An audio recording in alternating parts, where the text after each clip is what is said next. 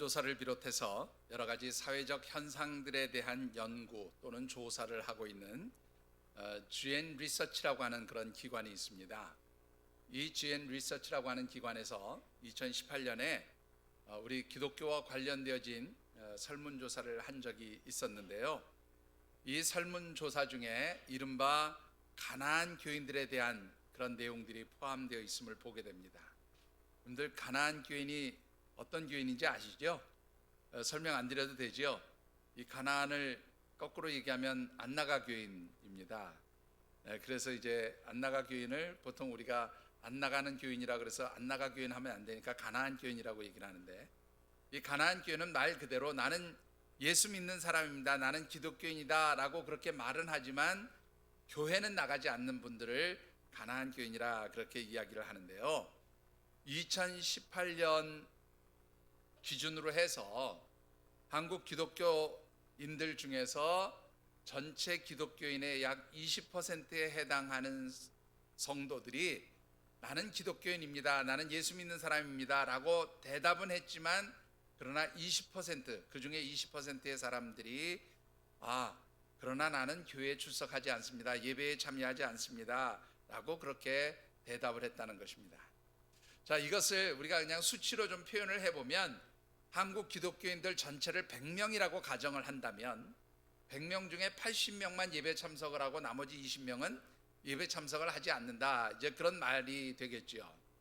자, 우리 통계 자료 한번 올려주시죠. 예. 자, 그런데 이 2018년에서 2년이 지난 2020년도 12월에 비슷한 설문조사가 또 있었어요. 근데 이때 설문조사에서는 2018년에 나는 예배 출석 잘하는 사람입니다, 교회 출석 잘하는 사람입니다 라고 하는 사람들을 대상으로 해서 코로나 때문에 예배 출석 못하고 또 교회 가지 못했던 이러한 일들이 벌어졌는데, 만일 코로나가 종식되고 나면, 코로나 바이러스의 사태가 끝나고 나면 당신은 교회 나갈 것입니까? 예배 출석할 것입니까? 라고 그렇게 물어보았더니, 이 2018년도에 예배 출석 잘한다고 하는 성도의 80%의 그 성도의 다시 23%가 뭐라 그랬냐면, 코로나 사태를 지나고 보니까 뭐 그냥 교회 안 나가도 예배 출석 안 해도 큰 문제가 없는 것 같아요, 그래서 나는 앞으로 가끔씩 교회 나가거나 아니면 영상 혹은 온라인으로 드리는 비대면 예배로 신앙생활을 이어가겠습니다, 그렇게 대답을 한 거예요. 여러분들, 이것을 수치로 얘기하면 아까 100명 중에 80명만 예배 참석 잘한다 그랬잖아요. 그럼 이 80명 중에 23%면 얼마냐면 18명이에요. 그러면 80명 중에서 18명이 또 예배 출석을 안 하겠다, 그런 말이 되거든요. 그렇게 되면 남은 숫자가 얼마냐면 80명 중에 62명만 예배 출석을 잘하겠다, 그런 말입니다. 즉, 정리해서 말씀드리면 코로나 사태가 끝났을 때 100명의 기독교인 중 예배 출석을 잘하겠다고 대답한 사람은 62명. 그냥 영상으로 예배드리지요, 아니면 뭐 온라인으로 예배드리지요, 아니면 그냥 가끔씩 교회 나가지요, 이렇게 대답한 사람이 38명이라는 거예요. 자, 여기까지 해도 여러분들 별로 피부에 와닿는 얘기가 아닌 것 같아요.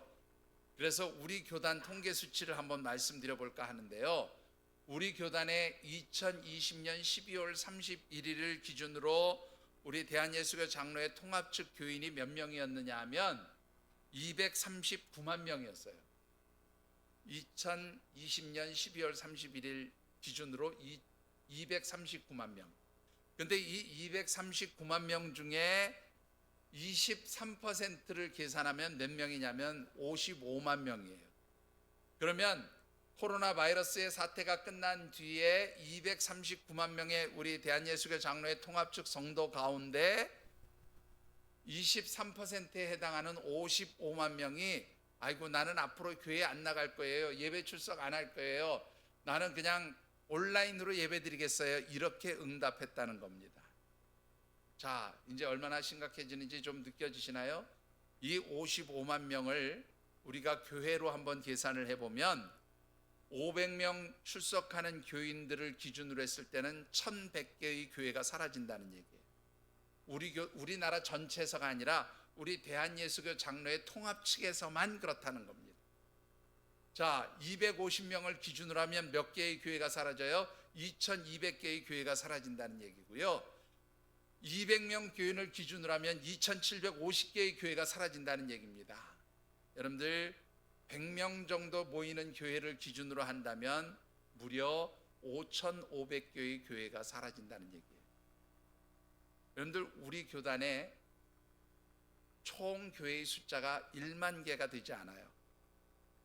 그러면 1만 개가 되지 않는 이 교회 가운데에 코로나가 끝나면 5,500개가 될지 아니면 2,750교회가 될지 아니면 1,100교회가 될지 우리가 짐작할 수 없지만 55만 명의 성도가 신앙생활에서 예배 출석, 교회 출석을 하지 않게 되어진다 그런다.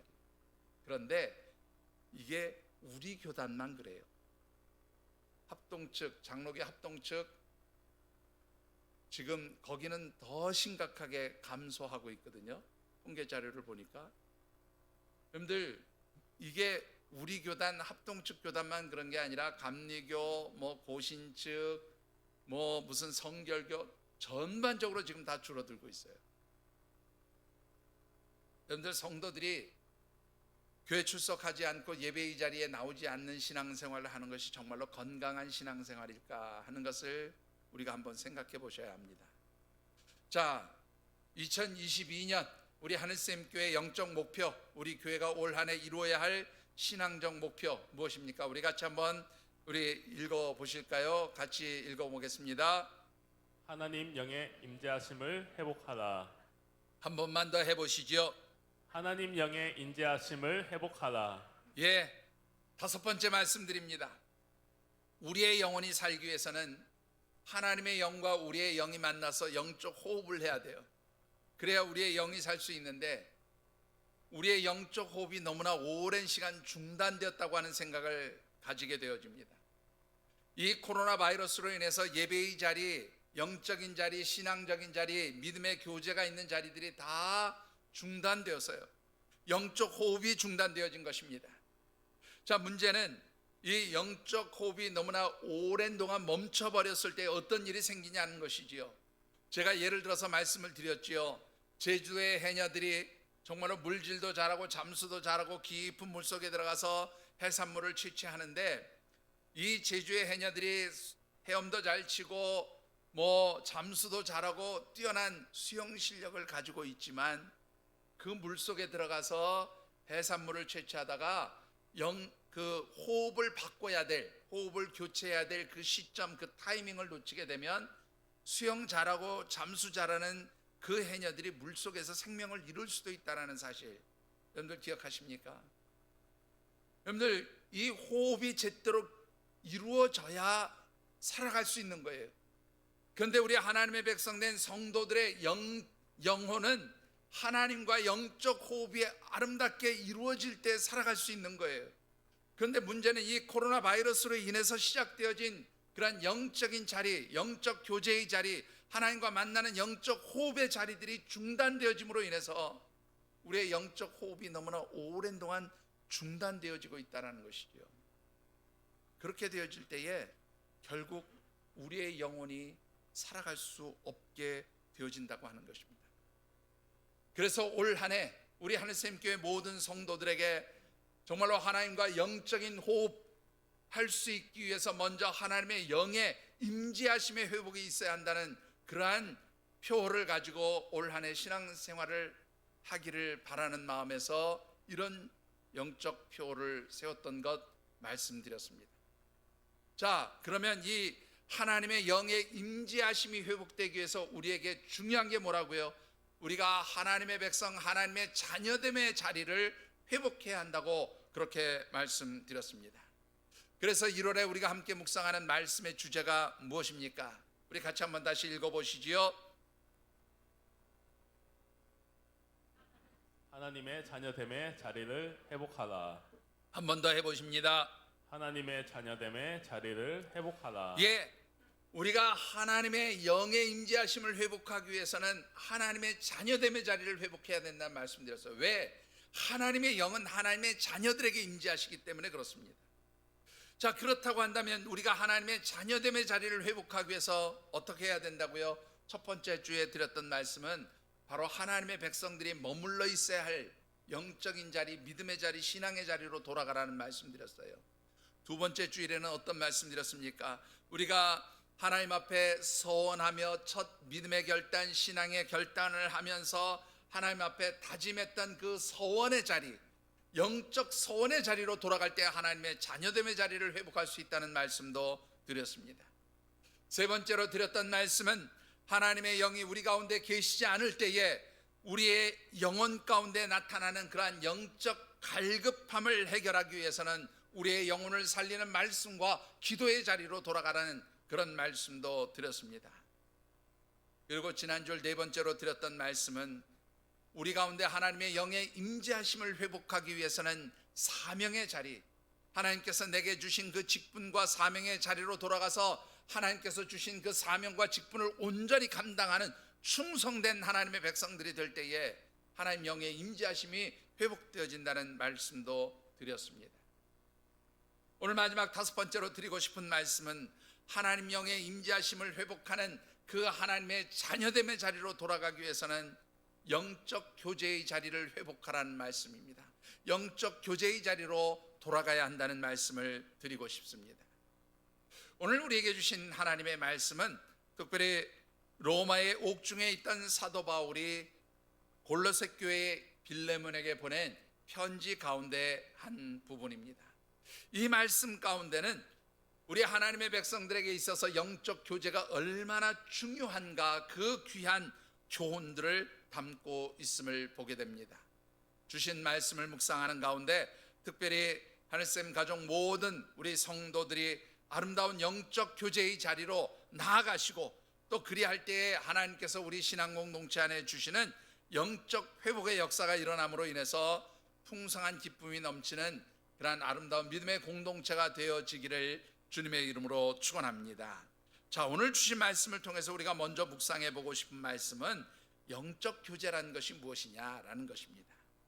자, 이 영적 교제라는 말을 다른 말로 바꾸면 예수 그리스도를 믿는 믿음 안에서 우리 성도와 성도들이 교제하고 그 교제를 통하여서 하나님과 우리 주님 예수 그리스도와 교제의 자리로 나갈 수 있는 것이 바로 영적 교제입니다. 자, 우리 본문 말씀 가운데 6절의 말씀을 같이 한번 받들어 읽어 보겠습니다. 6절입니다. 이로써 내 믿음의 교제가 우리 가운데 있는 선을 알게 하고 그리스도께 이르도록 역사하느니라. 자, 오늘 이 말씀을 보시면 내 믿음의 교제, 곧 빌레몬의 믿음의 교제가 우리 가운데 있는 선을 알게 하고 그리스도에게 이르도록 역사한다, 그렇게 말씀하고 있어요. 여기에 믿음의 교제라고 하는 말이 나오죠. 이 믿음의 교제라는 말이 바로 영적 교제라고 말씀을 드릴 수가 있는데, 자, 이 교제라고 하는 말, 여러분들 코이노니아 정말로 우리가 많이 쓰는 단어 중에 하나입니다. 자, 이 코이노니아 교제라고 하는 말은 다른 말로 사귐이라는 말로도 그렇게 번역할 수 있습니다. 그래서 요한일서에 같은 경우에 보면 요한일서 1장 1절로부터 4절 가운데 보면 거기서는 교제라는 말 대신에 사귐이라고 하는 말로 이 코이노니아를 번역하고 있음도 보게 되어지지요. 자, 그런데 이 코이노니아, 사귐, 교제라고 하는 이 말은 단순히 사람과 사람이 만나서 친교하고 교제하고 밥 먹고 하는 이런 것을 의미하는 것이 아니다라는 거예요.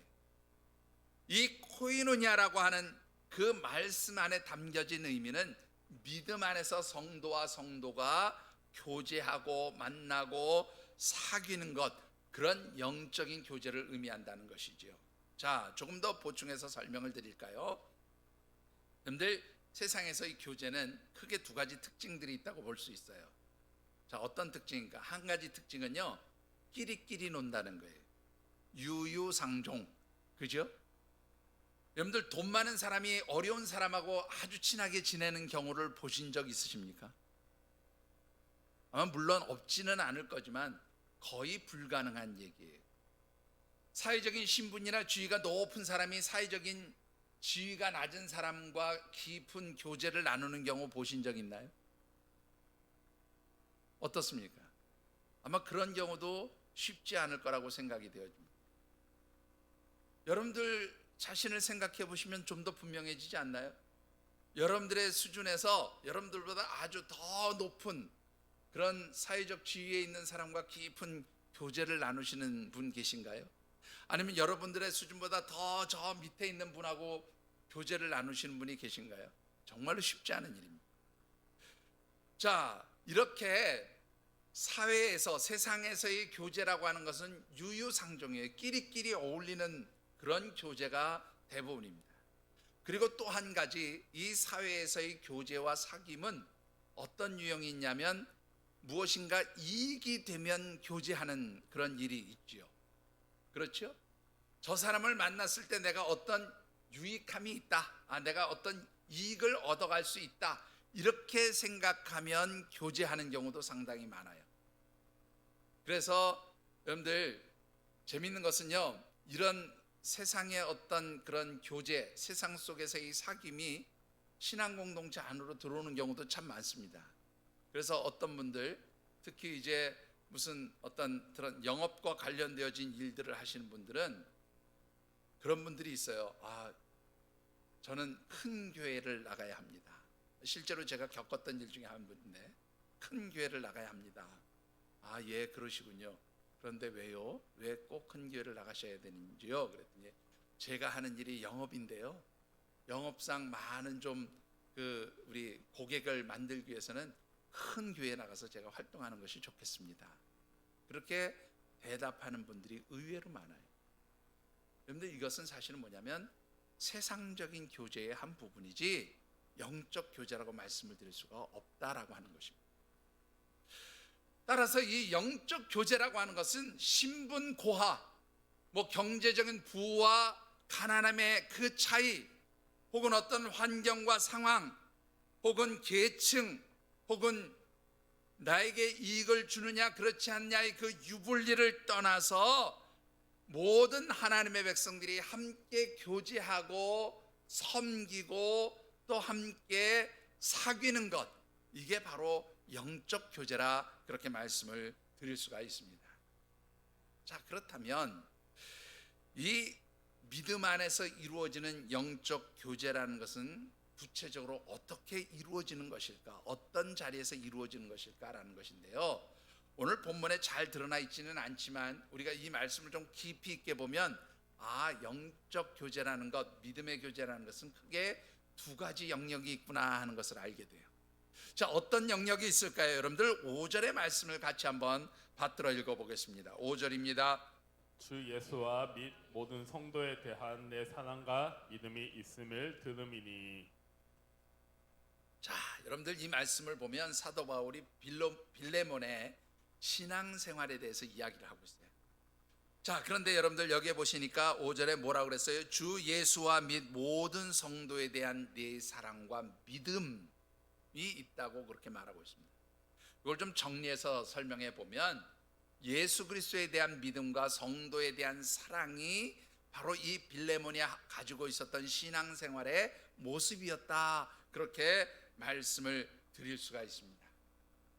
자, 이 5절에서 6절로 연결되어지는 것을 보시면 주 예수 그리스도와 및 주 예수 그리스도에 대한 믿음과 모든 성도에 대한 사랑이 바로 내 믿음의 교제가 되었고, 이것이 바로 선을 알게 하고 그리스도에 이르도록 한다, 그런 말이 되는 거죠. 자, 그렇다면 이 믿음의 교제라고 하는 것은 크게 두 가지 영역으로 나누어질 수 있음을 보게 돼요. 그게 바로 뭐냐면 하나는 예수 그리스도를 믿는 믿음의 영역, 그리고 성도와 성도들 사이에 이루어지는 사랑의 나눔, 사랑의 교제, 이렇게 나누어질 수 있다는 거예요. 자, 여러분들 이 성도와 성도의 교제와 사귐 속에서 예수 그리스도를 믿는 믿음이 있어야 하고 성도들의 사랑의 나눔이 있기 위해서는요, 여러분들 아주 중요한 나눔이 있어야 돼요. 자, 왜 나눔이 있어야 된다고 말씀을 드리는가 하면 이 코이노니아라고 하는 말이 여러분들 무슨 뜻이라고요? 여러분들이 공부 잘하고 있나 지금 확인해 보는 거예요. 코이노니아라는 말이 무슨 뜻이라고요? 사귄다, 교제한다, 사귐, 교제 그런 뜻이 있다고 그랬잖아요. 근데 이 사귐, 교제라고 하는 의미를 가진 코이노니아라고 하는 단어에 숨겨진 의미가 또 하나 있어요. 그게 뭐냐면 나눈다는 말이, 공유한다는 말이에요.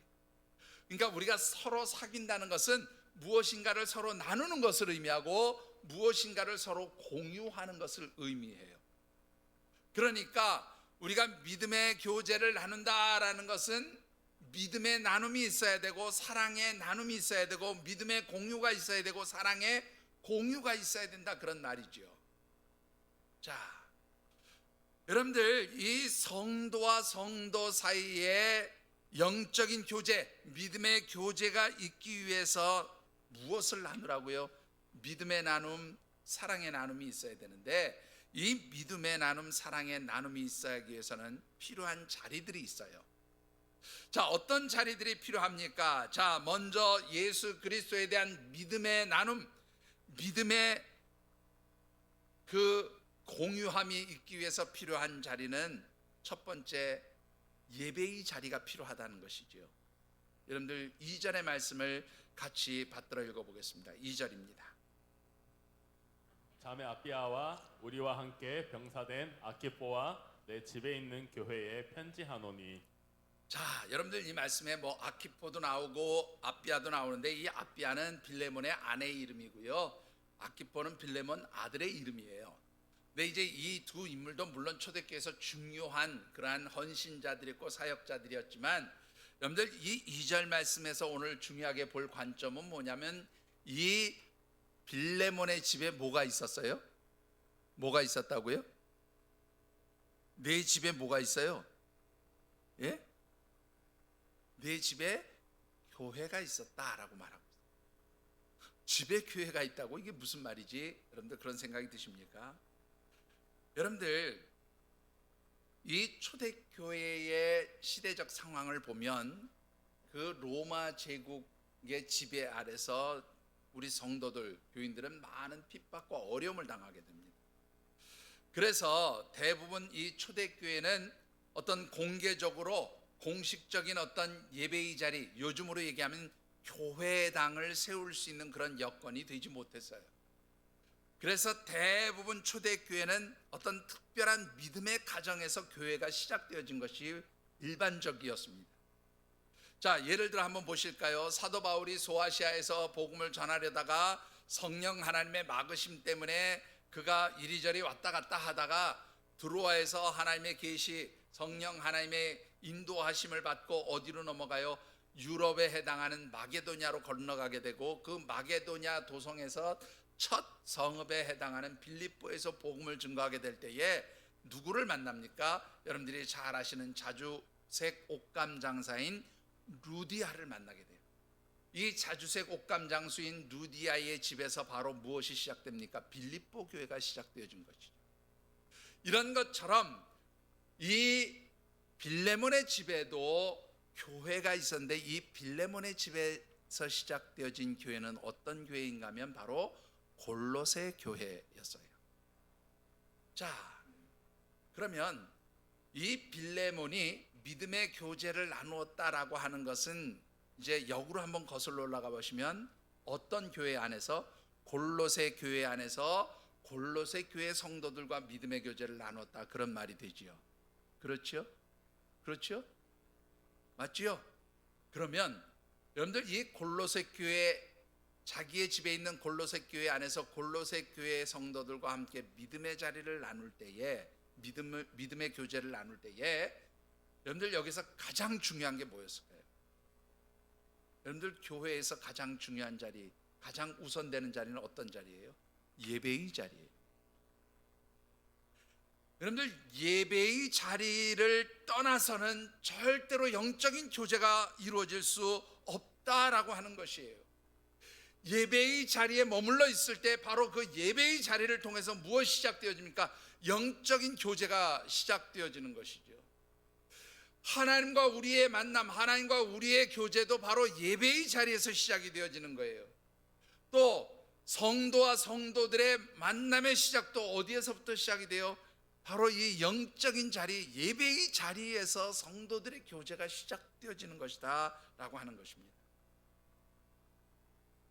여러분들, 이 예배의 자리에서 믿음의 교제가 시작되어지는데, 여러분들 제가 말씀드렸죠. 이 믿음의 자리, 믿음의 교제, 영적인 교제는 그 자리에서 뭐가 있어요? 나눔이 있어야 된단 말이에요. 그러면 무엇을 나눴을까? 이 예배의 자리를 통해서 성도들이 나누었던 것이 무엇일까라는 거예요. 여러분들, 첫 번째는요, 말씀을 나누었습니다. 여러분들, 우리 본문 6절의 말씀을 다시 한번 받들어 읽어보겠습니다. 6절입니다. 이로써 내 믿음의 교제가 우리 가운데 있는 선을 알게 하고 그리스도께 이르도록 역사하느니라. 자, 여러분들 여기에 보시면 내 믿음의 교제, 곧 빌레몬을 통해서 이루어졌던 그 믿음의 교제가 선을 알게 한다. 그런데 이 선을 알게 한다는 말 가운데서 선이라는 단어가 또 중요해요. 이 선이라고 하는 말은 아가도스라고 하는 말을 쓰는데, 이 아가도스라는 단어가 가지는 의미는 뭐냐면 성령 하나님을 통해서 성도들에게 주시는 하나님의 말씀, 복음의 말씀을 의미해요. 그러니까 이 6절에다가 이 선이라는 말 대신에 말씀이라는 말을 집어넣어서 읽어보면 이렇게 되죠. 이로써 내 믿음의 교제가 우리 가운데 있는 말씀을 알게 하고 그리스도께 이르도록 역사하느니라. 여러분들, 믿음의 교제가 있기 위해서 영적인 자리가 필요하고, 그 영적인 자리, 예배의 자리를 통해서 나누어야 할 것이 뭐냐면 바로 말씀이 나누어져야 된다, 그런 말이죠. 여러분들이 세상의 모임, 세상의 교제하고 하나님의 백성들의 삶의 자리에서 가장 분명하게 구별되어질 것은 대화의 주제예요. 여러분들, 성도들이 만나서 세상 얘기, 무슨 영화 얘기, 드라마 얘기하면 이건 뭐하고 다르지 않아요? 세상 모임하고 다르지 않아요. 안 그래요, 여러분들? 세상 모임에 가면 뭐 영화 얘기하고 드라마 얘기하고 어디 가서 맛있는 밥 먹은 얘기하고, 여러분들 그러지 않던가요? 여러분들 가끔 이게 좀 뭐 음식을 맛있게 한다는 식당에 가보면, 특히 낮 시간에 가면 우리 여성들이 굉장히 많이 있습니다. 남자들보다 여성들이 많아요. 근데 여러분들, 밥을 먹으면서 이렇게 하다 보면 여러 소리가 들려오는데 대부분 얘기의 주제가 뭐 지난주에 뭐 어디 가서 뭘 먹었다는 둥, 어디 가서 구경을 했다는 둥, 뭐 집에 이번에 뭐 무슨 아파트를 샀다는 둥, 땅을 샀다는 둥, 다 그런 얘기. 이런 얘기는 세상적인 대화의 주제인 거예요. 세상적인 만남에서 이루어지는 대화의 주제인 거예요. 하나님의 백성들의 만남의 자리에서 가장 중요하게 나누어야 될 것은 뭐냐면 말씀이 있어야 돼요. 말씀의 나눔이 있어야 돼요. 여러분들, 이 말씀의 나눔이 왜 중요한지는 잠시 후에 제가 다시 말씀드릴게요. 여러분들, 우리 성도들이요, 자주 만나셔야 합니다. 근데 자주 만나서 무슨 드라마 얘기하고 뭐 무슨 얘기하고 하는 게 중요한 게 아니라 말씀의 나눔이 있어야 돼요. 하나님 주신 말씀을 통해서 내가 받은 은혜가 무엇이고, 그것을 통해서 내가 깨달은 것이 무엇이고, 그런 영적인 깨달음을 통해서 내가 어떻게 하나님 앞에 더 가까이 나아가고 하나님 뜻대로 살려고 몸부림치는지, 이런 영적인 나눔, 영적인 말씀의 나눔이 있을 때에 그게 바로 진짜 영적 교제가 이루어지는 현장이다, 그렇게 말씀을 드릴 수가 있어요. 그래서 영적 교제는 영적인 나눔이 있어야 되는데, 이 영적인 나눔이 있기 위해서는 예배의 자리가 필요하고, 예배의 자리를 통해서 우리가 나눠야 될 것은 첫 번째로 말씀을 나누는 거예요. 두 번째로 나눠야 될 것은 뭐냐면 기도를 나누는 것입니다. 여러분들, 4절의 말씀을 같이 받들어 읽어보시죠. 내가 항상 내 하나님께 감사하고 기도할 때에 너를 말함은. 자, 내가 항상 내 하나님께 감사하고, 여기서 말하는 내는 누구예요? 사도 바울입니다. 사도 바울 나는 항상 내 하나님께 감사하면서 기도할 때에, 너는 누구예요 그러면? 예? 내가 사도 바울이면 너는 누구예요? 너는 누군지 모르세요? 이 지금 우리가 읽는 말씀의 책 이름이 뭐예요? 빌레몬서잖아요. 빌레몬서. 그러니까 이 사도 바울이 누구에게 지금 보낸 편지라고요? 빌레몬에게 보내는 편지니까, 그럼 여기서 너는 누구예요? 빌레몬이죠. 자, 그러면 여기서 보세요. 나 사도 바울이 항상 내 하나님께 감사하고 기도할 때 빌레몬 너를 말하면, 이런 말이 되잖아요. 근데 이 말이라고 하는 단어가요, 원문 성경에 보면 무네이나라고 하는 단어를 쓰는데, 이 무네이나라고 하는 말은요, 밈네스코라고 하는 말의 그 단어의 명사형이에요.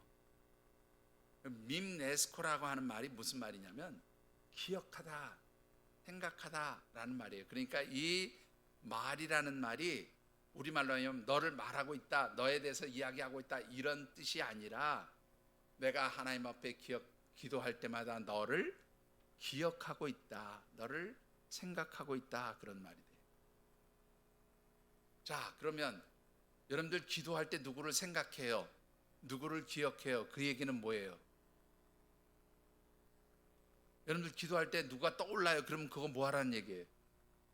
그를 위해서 기도하라는 얘기잖아요.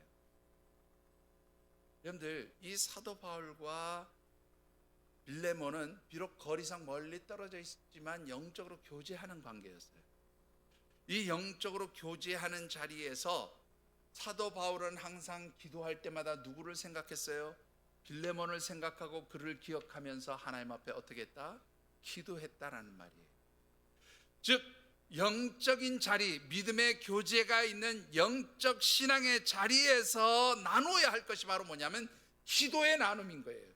이 기도의 나눔을 다른 말로 표현하면 서로가 서로를 위해서 중보하며 기도해 주는 것이 바로 기도의 나눔이라 말씀을 드릴 수가 있습니다.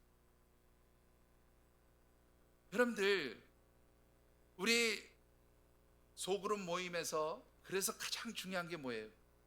왜 예배가 필요하냐면 여러분들이 예배의 자리를 통해서 하나님의 말씀을 들어요. 그 들은 말씀을 가지고 소그룹 모임에 가서 서로 대화를 나눌 때에 말씀을 받은 은혜, 말씀을 통해서 깨달은 그런 영적인 지혜들을 서로 나누는 거예요. 그래서 서로 그 나눔의 말씀을 통해서 또 나의 믿음이, 나의 신앙생활이, 나의 영적 깨달음이, 나의 영적 지식들이 확장되어지는 거죠. 그리고 그런 나눔을 통해서 그 다음에 얻어진 것들을 가지고 서로 어떻게 해요? 중보하면서 서로 위해서 기도해 주는 거예요. 이게 바로 영적 교제의 자리예요. 이게 바로 영적 나눔의 자리인 거예요. 자, 여러분들 믿음의 교제, 영적인 교제가 일어나기 위해서는 영적인 나눔의 자리인 예배의 자리가 필요하고, 그곳에서 말씀을 나누고 기도를 나눠야 된다, 그렇게 말씀드렸습니다.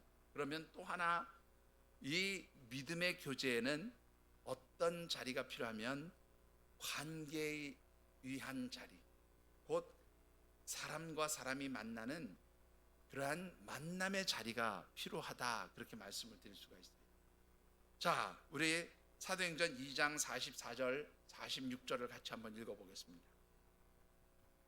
믿는 사람이 다 함께 있어 모든 물건을 서로 통용하고 날마다 마음을 같이하여 성전에 모이기를 힘쓰고 집에서 떡을 떼며 기쁨과 순전한 마음으로 음식을 먹고. 자, 여러분들 먼저 44절을 잠깐 보시죠. 여기에 보시면 믿는 사람이 다 어떻게 했다고요? 다 어떻게 있다고요? 함께 있어요. 함께 있다는 말은 뭐예요? 함께 만나고 있다는 거예요. 함께 대면하고 있다는 거예요. 만남의 자리가 있다는 겁니다. 그 만남의 자리에서 46절로 넘어가 보시죠. 날마다 마음을 같이하여 성전에 모이기를 힘썼다는 말은 바로 영적인 자리, 예배의 자리에 모이기를 힘썼고, 이 부분은 내려놓고 이 부분은 앞에 거예요. 자, 그 뒤에 걸 한번 보시죠. 집에서 떡을 떼며 기쁨과 순전한 마음으로 음식을 먹었다. 떡을 떼고 음식을 먹는 거 뭐 하는 거예요? 네? 만남인 거예요. 만남의 자리가 필요한 거예요. 자, 그런데요, 이 만남의 자리, 영적인 어떤 그러한 나눔이 있는 예배의 자리, 그래서 말씀과 기도를 나누는 자리가 있다면 또 하나 무슨 자리가 있어요? 인간적인 측면에서, 관계적인 측면에서 만남의 자리가 필요한 거예요. 자, 그런데 이 만남의 자리에서는 그럼 무엇을 나누느냐라는 것이지요. 여러분들, 만남의 자리를 통해서 나누는 것은 뭐냐면 삶을 나누는 거예요. 삶을 공유하는 거예요. 자, 여러분들 한번 생각해 보십시다. 우리 같이 성도들이 만나서 교제하고 대화를 나눌 때에 물론 말씀 나누고 또 기도로 함께 기도하고 그렇게 말씀과 기도를 나누지만 또 무엇을 나누기도 해요? 지난 한 주간 내 삶의 자리를 나누기도 합니다. 내 삶에서 있었던 일들을 나누기도 하죠. 바로 이것을 삶을 나눈다고 표현하는 거예요. 어떤 분들은 아이고 삶을 나누고 공유한다니까 그럼 가족처럼 같이 살라는 말이에요. 그런 뜻이 아니고 내 삶에서 있던 일들을 함께 나누는 거예요. 이게 바로 영적 교제에서 필요한 것이죠. 그러면 여러분들 삶의 자리에서 있었던 일들을 나눈다는 게 뭐예요? 때로는 힘들고 어려운 일들이 있어요. 고통스러운 일들이 있어요. 나 이런 힘든 일을 당했어요. 이런 어려운 일들을 당했어요. 이런 고난을 당했어요 라고 이야기할 때에 그 힘들고 어렵고 고통스러운 것을 어떻게 해요? 함께 나누는 거예요. 그럼 어떻게 해요? 여러분들 우리말에 슬픔은 나누면 반으로 줄어든다 그런 말이 있죠. 예, 서로 그 고난의 짐을 나누어지는 거예요. 그런데 그 고난의 짐을 나누어 주는 것을 통해서 무엇이 가능해져요? 바로 중보기도가 가능해지는 거예요. 생각해 보세요. 누구가 이런 어려움 당했어요. 내가 이런 슬픔을 당했어요. 내가 이런 고통을 당했어요. 라고 그렇게 아픔을 공유하고 나눌 때에 함께 자리했던 우리 공동체, 우리 그 믿음의 가족들은 무슨 생각을 하겠어요? 아, 누구누구를 위해서 우리가 기도해 줘야 되겠구나. 우리가 누구를 위해서 함께 중보해야 되겠구나. 바로 영적인 나눔의 자리에서 있는 중보 기도가 가능하게 되는 것이 바로 삶을 나눌 때 가능한 거예요. 여러분들 제가 목회자로 사역을 하면서 정말로 깝깝한 게 한 가지 무엇인 줄 아십니까? 이게 제가 그냥 붙이는 별명인데요. 크레물린이 있어요. 크레물린이 뭔지 아세요? 네? 옛날 저기 러시아가 공산주의던 시절, 네? 그 러시아의 최고 통치자가 있는 곳이 크레물린 궁이잖아요. 근데 이 크레물린 궁은 뭔 비밀이 그렇게 많은지 모든 게 다 비밀이었다고 그래요. 여러분들 신앙생활 하면서 자기를 아주 꽁꽁 감싸고 감추는 사람들이 있어요. 여러분들 이런 경우에 영적 교제가 일어날 수 있습니까? 영적 교제가 절대로 일어날 수 없어요. 뭐 그렇게 숨기는 게 많은지 몰라요. 뭐 그렇게 감추는 게 많은지. 아, 힘들고 어려우면 힘들고 어려우니까 내가 힘들고 어렵습니다. 기도해 주세요. 아, 이게 성도의 교제이지. 내가 이런 얘기하면 죄송합니다. 제가 세상적인 표현에서 쪽팔리고 저 사람이 나를 얼마나 우습게 볼까 이런 생각하기 시작하면 얘기 못 하겠지요. 그럼 이것은 세상적인 만남과 뭐가 다르겠냐고 말이에요. 여러분들 내가 내 삶을 오픈하면서 힘들고 어려운 일들을 성도들에게 나누고 나 이렇게 힘들어요. 이렇게 어려우니 기도해 주세요. 이게 바로 삶을 나누는 거예요.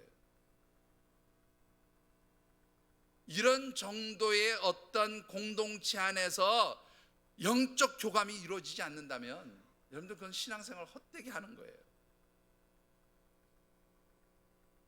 자, 여러분들 삶을 나눌 뿐만 아니라 그 다음에 어떻게 해요? 어려운 이웃들을 섬기고 돕는 섬김의 나눔이 있어야 돼요. 여러분들 사도행전 2장 44절 45절을 같이 한번 받들어 읽어보시죠. 믿는 사람이 다 함께 있어 모든 물건을 서로 통용하고 또 재산과 소유를 팔아 각 사람의 필요를 따라 나눠주며. 자, 물건을 통용하고 라는 말은 이 통용하라는 말이 코이노니아의 변형이에요.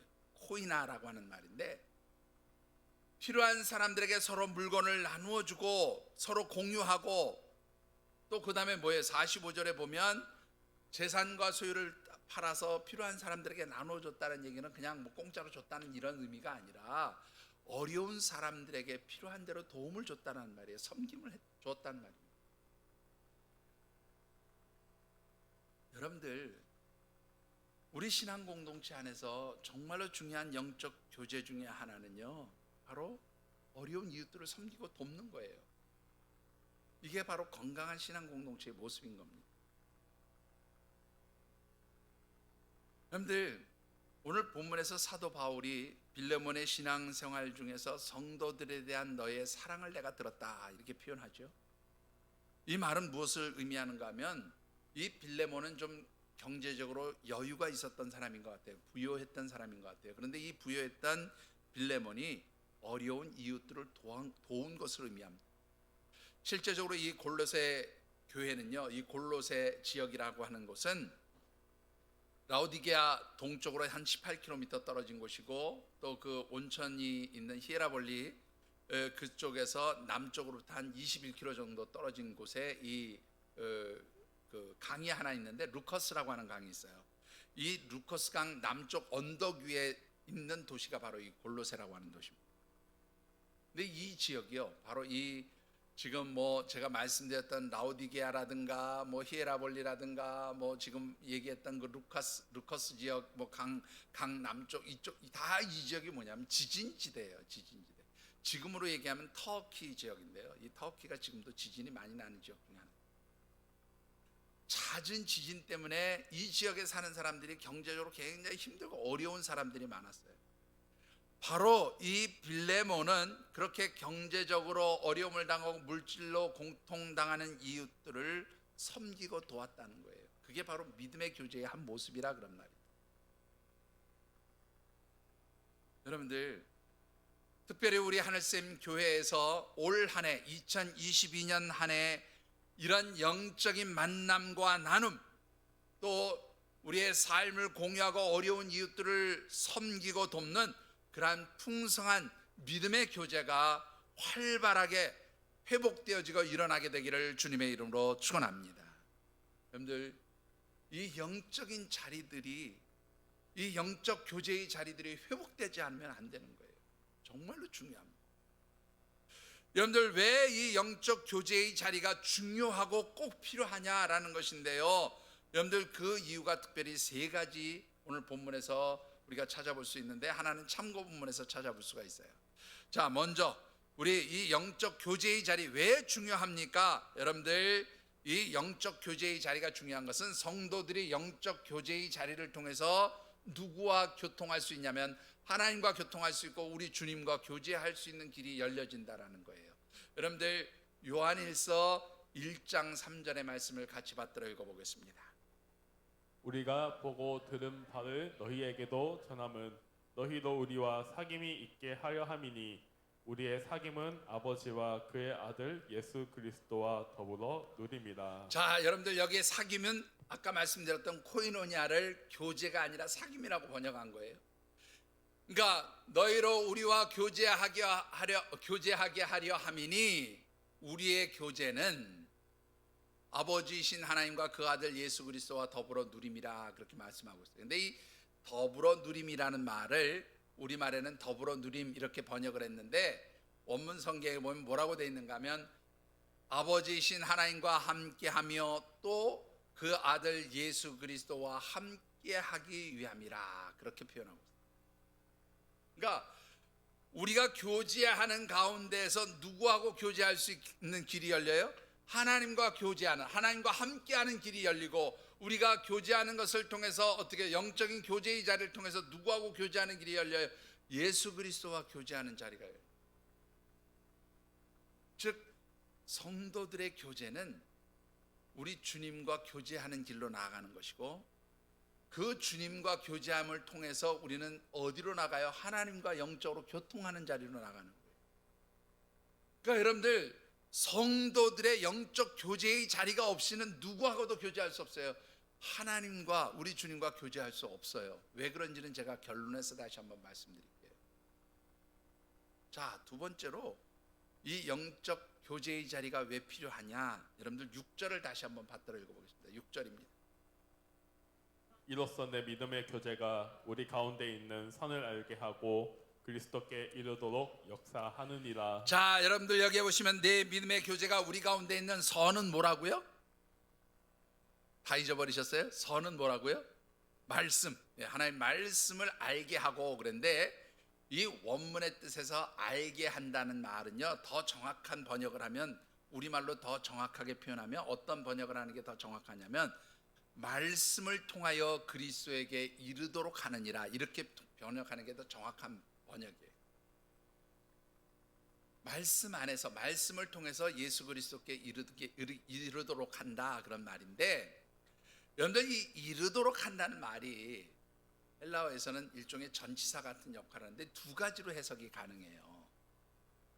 첫 번째는 어떤 해석이 가능하냐면 이 이르도록 한다라는 말이 어디를 향하여 나간다, 그런 말이 돼요. 어디를 향하여 나가다.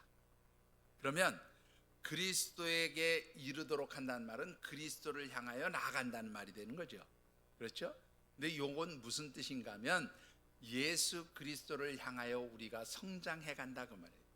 우리 에베소 4장에 있는 말씀대로 하면 그리스도의 장성한 분량이 충만한 데까지 이르게 되니라는 표현과 똑같은 말의 표현입니다. 이르도록을 무엇을 향하여 나간다, 그렇게 해석할 때는 이런 뜻이 된단 말이에요. 그러니까 믿음의 교제를 통해서 우리가 말씀을 서로 배우게 되고 말씀을 알게 되고 그 말씀을 통해서 우리가 예수 그리스도를 닮아가는 영적 성장이, 믿음의 성장이, 신앙의 성장이 일어나게 된다, 그런 말이에요. 여러분들, 제가요 목사로서 이런 표현을 자꾸 써서 죄송한데 정말로 답답하고 미치고 팔짝팔짝 뛰고 싶은 그런 말이 뭐냐면, 목사님, 제가 예배도 잘 드리는 것 같고 뭐 열심히 교회 나가는 것 같은데 왜 영적으로 제가 성장하지 않나요? 여러분들, 영적 성장은요 절대로 혼자서 성장할 수 없어요. 영적 교제의 자리를 통해서 서로가 서로에게 주시는 말씀들을 나누고 그 말씀을 통해서 함께 그 말씀을 통해서 깨닫고 그 말씀대로 살아가려는 몸부림들이 있을 때에 영적 성장이 일어나는 거예요.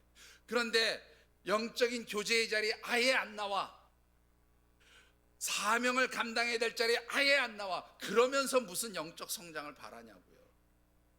말도 안 되는 소리를 하는 거예요. 여러분들, 영적 성장은요 바로 하나님의 영의 임재하심을 통해서 영적 성장이 일어난다고 하면 그 영적 성장이 가능하기 위해서 내가 해야 할 일을 하는 거예요. 제가 늘 드리는 말씀이지만, 여러분들, 시험 보는 학생이 공부 안 하고 좋은 성적 낼 수 있습니까? 시험 보는 학생은 공부해야 성적이 잘 나오는 법이에요. 여러분들, 그 학생이 아무리 공부를 잘했다 못했, 뭐 공부를 열심히 했다 안 했다 뭐 백날 얘기해도 항상 뭐가 말해줘요? 시험 성적 그 결과가 그가 진짜로 공부했는지 안 했는지를 밝혀주는 거예요. 마찬가지예요. 여러분들, 우리가 영적으로 성장하기 위해서는 분명히 몇 가지 있어야 될 것이 있어요. 자기들이 해야 될 것이 있다고요. 예배의 자리에 참석하고 말씀을 나누고, 여러분들 믿음의 교제를 나누고 신앙적인 그러한 교제를 나눌 때에 영적으로 성장하는 거예요. 그런 거 하나도 하지 않으면서 영적으로 성장한다고요? 속이지 마세요. 스스로 속이지 마세요. 하나님이 보시면 웃어요. 어디 하나님을 속입니까? 본인이 할 거 안 하면서 좋은 성적 받을 수 있다고 얘기하는 그런 가짜 시험 공부한 학생과 뭐가 다르겠냐는 거예요. 자, 여러분들, 또 한 가지, 그래서 이 영적 교제의 자리는 영적 성장을 위해서 꼭 필요한 자리예요. 세 번째로, 이 영적 교제의 자리가 왜 필요하냐면 6절에서 그리스도에게 이르도록 이렇게 번역할 수 있다 그랬잖아요. 그런데 이 이르도록이라는 말을 무엇을 향하여가 아니라 무엇을 위하여라고도 해석하는 것이 틀리지 않아요. 그것도 맞는 해석이란 말이에요. 그럼 그리스도를 위하여, 그런 말이 되죠.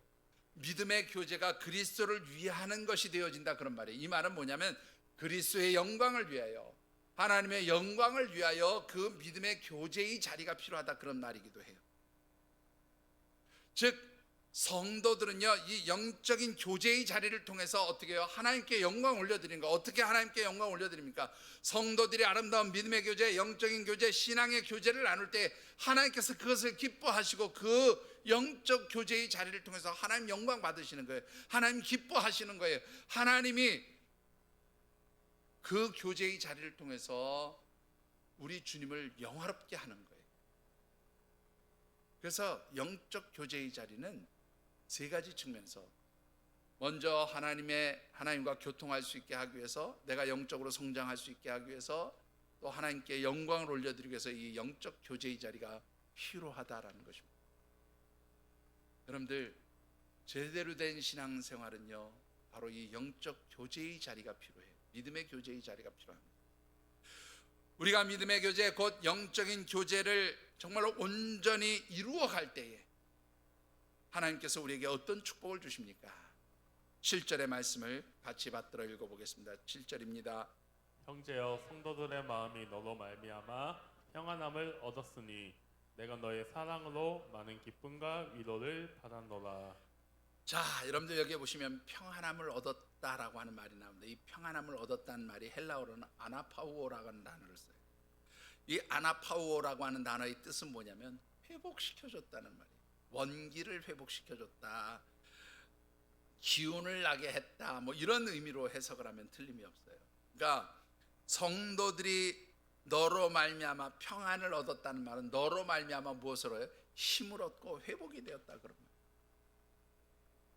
여러분들, 영적인 교제의 자리, 믿음의 교제의 자리가 풍성해지면 그 안에서 성도들이 어떻게 해요? 회복되어져요.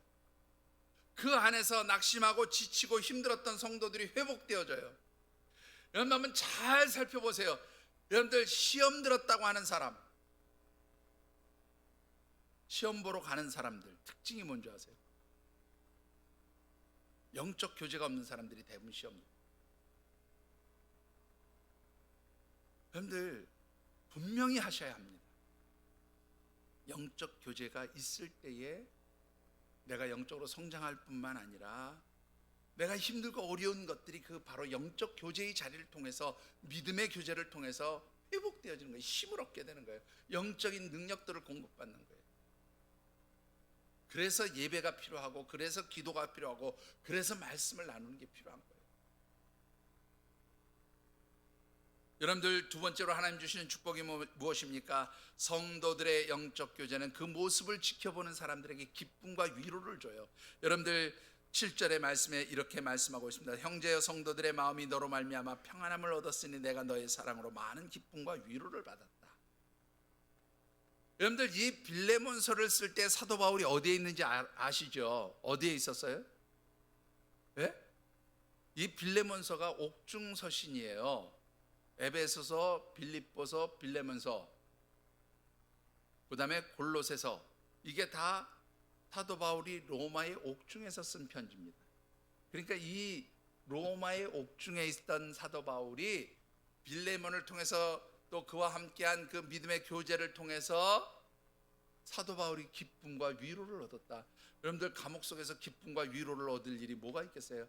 사도 바울이 정말로 자신이 힘들고 어려웠지만, 그 고난의 자리에 있지만 자신이 말씀을 증거하고 선교해서 키워놓은 성도들이 영적인 교제를 해가며 아름답게 성장해가는 것을 보니 사도 바울에겐 그게 기쁨인 거예요. 그게 고난 속에 있는 사도 바울에게 위로가 되더라 그런 말이에요. 근데 여러분들이 영적인 모임을 잘 해나가면요, 여러분들을 지켜보는 다른 성도들이 기뻐요. 다른 성도들이 힘들었을 때 그것을 보면서 위로를 받아. 그런데 이게 바로 하나님 주시는 축복. 여러분들, 정말로 여러분들이 영적으로 성장하고 하나님 주신 축복받기 원하십니까? 특별히 영적 교제의 자리를 중요하게 생각할 수 있게 되기를 다시 한번 주님의 이름으로 축원합니다. 자, 세 번째로요, 이 영적 교제의 자리가 왜 중요한가 다시 한번 말씀드릴게요. 마태복음 18장 20절의 말씀을 같이 한번 받들어 읽어보겠습니다. 두세 사람이 내 이름으로 모인 곳에는 나도 그들 중에 있느니라. 여러분들 영적인 자리는 누구의 이름으로 모여요? 누구의 이름으로 모여요? 개주 이름으로 모여요? 예? 뭐 오늘 모임에 초대한 사람의 이름으로 모여요? 누구의 이름으로 모이는 거예요? 주님의 이름으로 모이는 거예요. 그죠? 주님의 이름으로 모이는 그 영적인 자리에는 비록 몇 명이 있을지라도요, 두세 명이 있을지라도 주님의 영이, 주님이 그 자리에 함께 하신다는 거예요. 여러분들 왜 영적인 모임의 자리를 그렇게 제가 강조하는지 이해가 되십니까? 여러분들이 영적으로 회복하기 위해서, 하나님의 영의 임재하심의 회복이 있기 위해서는 영적인 교제의 자리가 회복돼야 된다 그 말이에요.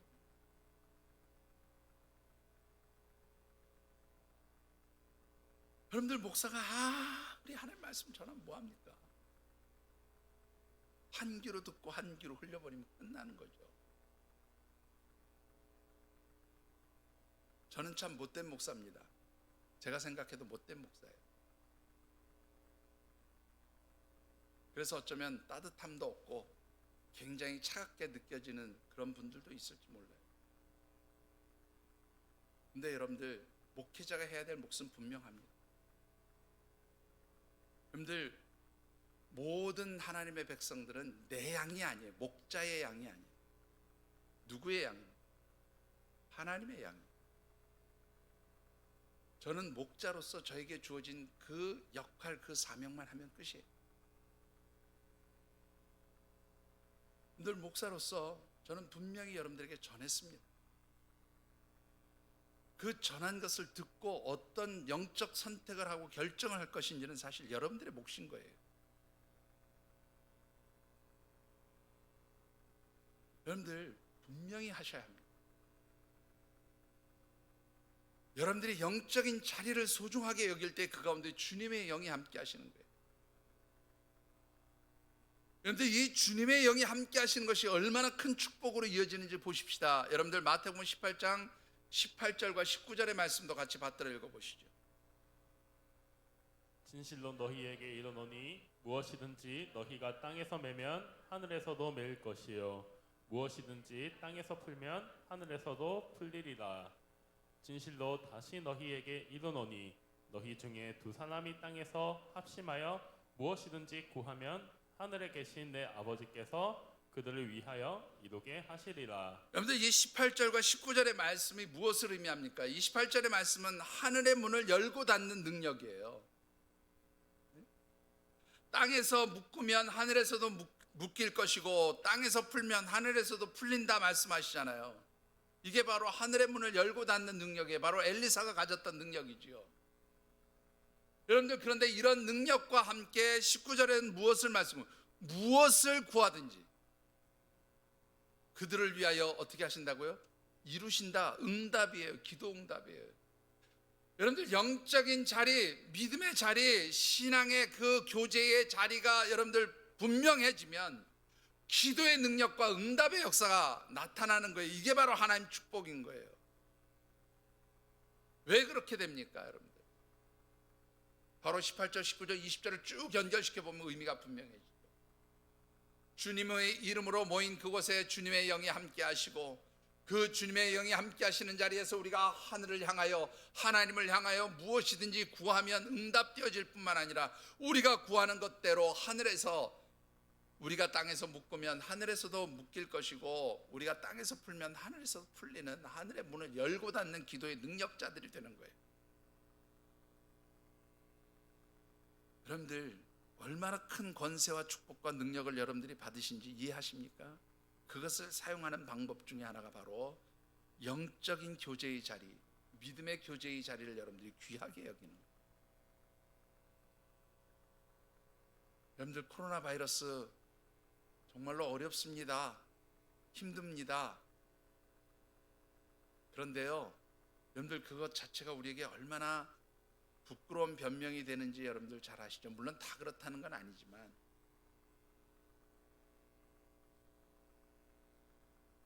여러분들 많은 사람들이 코로나 핑계를 대면서 영적인 자리들은 가볍게 경홀히 여기는데 세상적인 교제의 자리는 별로 가볍게 여기지 않아요. 그냥 다 참석하더라고요. 안 그렇습니까, 여러분들?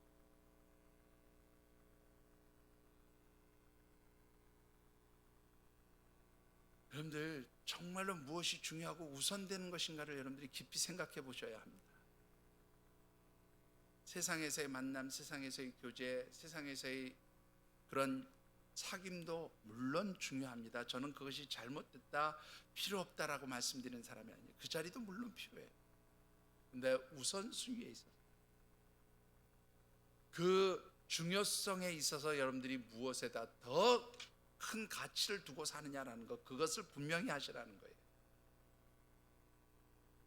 하나님을 만나는 자리, 영적 교제의 자리, 믿음의 자리, 신앙의 자리를 여러분들이 얼마나 귀하게 생각하며 사시느냐 하는 것입니다. 말씀을 맺습니다. 처음에 던졌던 질문으로 다시 한번 돌아가 보겠습니다. 여러분들, 성도들이 교회 출석, 예배 출석하지 않는 것이 정말로 영적으로 건강한 것인가? 물론 요즘 이 시대는 너무나 다양한 그러한 직업 환경, 또 여러 가지 사회적 환경 때문에 꼭 주일을 성수해서 예배의 자리에 참여하지 못하는 분들도 물론 많습니다. 제가 아는 어떤 분은 비행사예요. 그 여객기 운영하시는, 조종하시는 분인데, 이분은 정말로 예배의 자리를 사모하는 분이지만 한 달에 2번은 꼭 어디로 가야 돼요? 외국에 나가요. 예배의 자리를 못 지키죠. 이런 경우들이 충분히 있어요. 자, 그러나 정말로 우리가 할 수 있는 한 예배의 자리, 신앙의 자리, 믿음의 자리, 영적인 자리들, 특히 영적인 교제의 자리들을 여러분들이 귀하게 여기셔야 합니다. 여러분들, 한 목사님이 앞서 제가 드렸던 질문에 이런 추측성 답을 하셨더라고요. 왜 많은 성도들이 기독교인이라고 말하면서 교회는 가기 싫다고 이야기하는지, 교회는 나가지 않겠다고 말을 하는지, 그 이유를 둘 중에 하나 아닐까 그렇게 이야기를 하시더라고요. 뭐냐면 교회가 싫어서. 이 말은 교회가 하는 여러 가지 그 교회의 행태, 교회 속에서 일어나는 여러 가지 일들을 보면서 그것이 싫어서 교회를 안 나가는 사람들이 있다, 그런 말이 있고요. 그런 추측을 가능하게 하고, 또 하나는 뭐냐면 교회 공동체 안에 참여하기 싫어서, 사람들하고 얽히기 싫어서 그래서 교회를 안 나가겠다고 얘기하는 사람도 있을 것이다 라고 추정을 해요. 그게 다 맞다고 생각합니다. 두 가지 가능성이 다 있다고 생각해요. 그런데요, 여러분들, 영성가, 유명한 영성가죠, 헨리 나우엔이 그런 말을 했어요. 현대 그리스도인들의 가장 심각한 영적 태도에서의 문제는 예수 그리스도와 교회를 분리해서 생각하려는 것이다, 이렇게 얘기했어요. 즉, 예수는 좋은데 교회는 싫다, 이런 사람들이 너무 많은 거죠. 예수의 삶은 좋고 예수의 삶은 따라가고 싶은데 교회들이 하는 짓거리를 보니까 나는 그것이 너무 싫다, 그렇게 말해서 교회를 안 나가고 나는 예수 믿는 사람이라고 말한다는 거예요. 근데 여러분들, 이게 얼마나 잘못된 착각인가 하면, 교회는 누구의 몸이에요? 주님의 몸이에요. 머리가 되신 주님의 몸이 교회예요. 그러니까 나 혼자 아무리 머리 되신 주님과 하나가 되고 밀착되어지고 주님을 닮아가려고 해도, 여러분들, 머리 되신 주님 앞에 나 하나 붙어 있는 것은 건강한 지체 공동체를 이룰 수가 없어요. 여러분들 한번 생각해 보시죠. 여러분들이 머리인데 여러분들 몸에 붙어 있는 건 손 하나 붙어 있든지 발 하나 붙어 있든지 뭐 하나만 붙어 있으면 살 수 있어요? 정상적인 건강한 삶을 살아갈 수 있습니까? 불가능한 거예요. 여러분들, 그게 바로 영적 착각인 겁니다. 내가 예수 그리스도 나 혼자 잘 믿고 예수 그리스도와 관계만 내가 바르게 하면, 아이고 뭐 까짓 거 교회 가지 않아도 내가 건강하게 영적으로 건강한 삶을 살 수 있지. 천만에요. 예수 그리스도의 지체된 교회 공동체 안에 내가 속해 있을 때 건강한 신앙생활하는 거예요. 여러분들, 저는 여러분들에게 분명히 말씀을 드립니다. 여러분들이 영적으로 건강하기 위해서는 교회 중심의 신앙생활 하셔야 합니다. 그리고 이 교회 공동체를 통해서, 신앙 공동체를 통해서 여러분들이 영적 교제를 나누셔야 돼요. 그게 바로 여러분들을 건강한 신앙생활, 건강한 하나님의 백성으로 성장시켜가는 비결이 되어주는 줄 믿습니다. 여러분들에게 어떤 선택과 결단이 있을지는 여러분들이 깊이 하나님 앞에 묵상하시면서 기도하시고 하나님 앞에 결단하시는 귀한 성도들이 되어주시기를 주님의 이름으로 축원합니다. 기도하겠습니다. 우리 지난 한 달 하나님께서 주신 언약의 말씀을 붙들고 잠시 묵상하면서 결단하며 기도하는 시간 같습니다. 하나님, 정말로 내가 하나님과 영적으로 깊이 호흡하고 있는, 내 영이 살아있는 영적 생활, 신앙생활을 하고 있었는지 한 달 동안 주신 말씀을 통해서 다시 한번 저희들의 삶을 확인해보고 되새겨봅니다. 하나님, 저희들이 머물러 있는 자리가 어디인지를 먼저 확인해보고 하나님 백성이 있어야 할 자리, 영적인 자리, 믿음의 자리로 저희들이 돌아가게 하옵시고, 하나님 앞에 여러 가지 서원과 약속을 다짐했던 첫 믿음의 자리, 신앙의 자리, 결단의 자리, 그 첫 서원의 자리로 돌아갈 수 있는 저희들이 되게 하여 주시옵소서. 하나님의 영이 떠났을 때 우리에게 나타나는 영적 갈급함의 현상, 그것을 해결하기 위해서 말씀과 기도의 자리로 돌아가서 우리의 영혼이 살 수 있는 그러한 일들이 나타날 수 있도록 하나님, 저희들에게 모든 말씀과 기도의 자리를 회복시켜 주시고, 또 하나님, 저희들에게 주신 사명과 직분 온전히 감당함으로 말미암아 하나님의 영과 깊이 교통할 수 있도록 저희들이 사명과 직분의 자리로 돌아가는 은혜도 허락하여 주시옵소서. 또한 우리가 하나님과 깊이 만나고 교통할 수 있는 하나님의 영의 임재하심을 체험할 수 있는 영적 자리, 믿음의 자리, 신앙의 교제가 있는 자리로 나갈 수 있도록 하나님, 저희들을 긍휼히 여겨 주시옵소서. 그럴 때 저희들이 영적으로 성장하고 하나님과 깊이 교통하면서 하나님의 백성으로 이 땅에서 살아갈 수 있도록 하나님 은혜를 더하시고, 그럴 때 주시는 하나님의 놀라운 축복의 역사들을 누리게 하여 주시옵소서. 이 시간 우리 각자 느끼고 깨달은 대로 결단하며 기도하는 시간 같습니다. 사랑의 아버지 하나님, 하나님 감사합니다.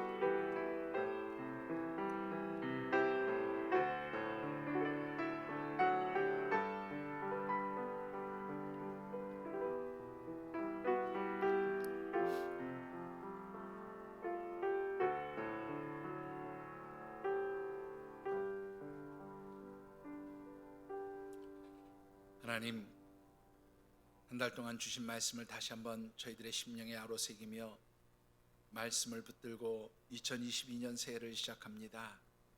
하나님, 저희들의 모든 영적인 자리들이 회복되게 하시고, 그 영적인 자리들이 회복되어질 때에 하나님의 영의 임재하심이 있게 하옵시며, 그 하나님의 영의 임재하심을 통하여 저희들이 영적으로 깊이 하나님과 호흡하며, 그래서 우리의 영혼이 회복되고 살아나는 아름다운 역사가 올 한 해 저희들의 삶에서 나타나게 도와 주시옵소서. 하나님, 저희들의 영이 회복되어지기를 원합니다. 하나님의 영으로 임재하여 주시옵소서. 감사하며 예수님 이름으로 간절히 기도드리옵나이다. 아멘. 시간이 조금 지났지만 우리 오늘 지난 주일에 있었던 우리 청소년부 수련회 동영상이 준비가 되어 있답니다. 한 1분, 2분 정도 되는데 잠깐 그 동영상 보시고 우리 청소년들을 위해서 여러분들 축복하시고 기도해 주시기를 부탁드립니다. 우리 보시고 나서 축도로 예배 마치겠습니다.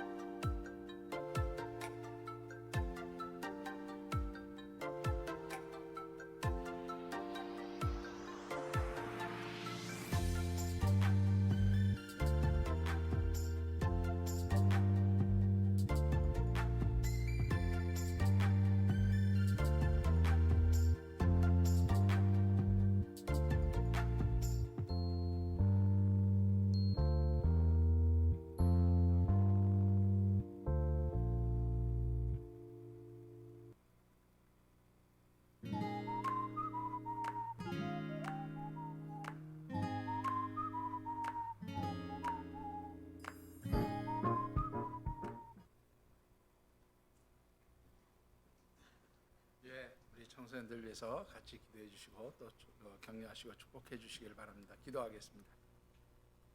이제는 성부, 성자, 성령 하나님의 인도하시고 교통하시는 은총의 역사가 1월 한 달 주시는 언약의 말씀을 붙들고 올 한 해 하나님 영의 임재하심을 회복함으로 말미암아 우리의 영혼이 살아나고 또 하나님 주신 그 영적 회복을 통하여 우리의 영적 공동체인 이 하늘샘 재단이 부흥하고 성장하는 아름다운 축복의 역사를 이루겠다고, 또한 우리의 삶의 자리에 하나님 주시는 풍성한 하늘의 축복, 곧 하늘의 신령한 것으로 우리의 삶의 자리 역시 하나님 주시는 풍성한 은혜가 있게 하겠다고 다짐하면서 삶의 자리로 나가는 모든 주의 백성들과 이들의 가정과 경영하는 기업, 땀 흘려 일하는 직장과 일터, 선물로 주신 자녀들, 또한 주의 백성들이